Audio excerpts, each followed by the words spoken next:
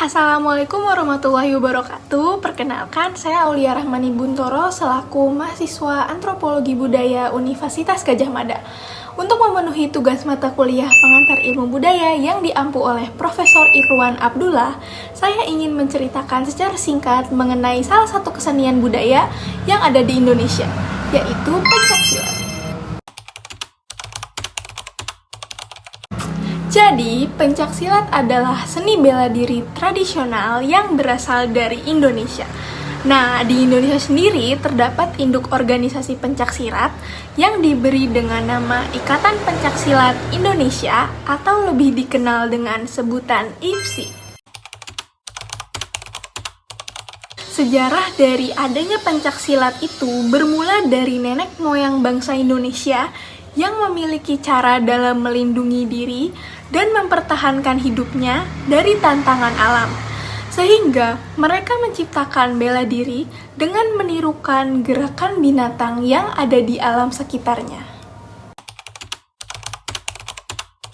Saat ini, pencaksilat Indonesia sudah ditetapkan oleh UNESCO sebagai warisan budaya tak benda pada sidang ke-14 Intergovernmental Committee for the Safeguarding of the Intangible Cultural Heritage yang berlangsung di Bogota, Kolombia pada tanggal 9 sampai 14 Desember tahun 2019. UNESCO menetapkan tradisi pencaksilat sebagai warisan budaya tak benda dunia.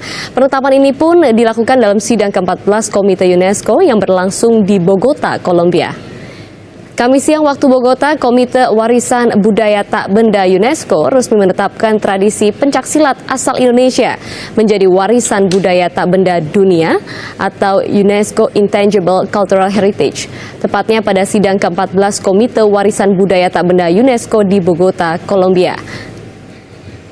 Dan berikut adalah 5 pertimbangan dari Komite Warisan Budaya Tak Benda UNESCO, sidang ke-14 di Bogota, Kolombia pada Kamis 12 Desember pukul 10 waktu Bogota atau pukul 22 waktu Indonesia Barat. Memandang bahwa pelestarian tradisi pencaksilat telah menunjukkan aspek yang mendorong penghormatan dan persaudaraan tidak hanya di satu wilayah, namun juga secara nasional, bahkan di dunia internasional. Penetapan tradisi pencaksilat dalam warisan budaya tak benda UNESCO merupakan bentuk pengakuan dunia internasional terhadap arti penting tradisi seni bela diri yang dimiliki oleh nenek moyang bangsa Indonesia, yang juga diturunkan dari generasi ke generasi dan masih berkembang hingga hari ini.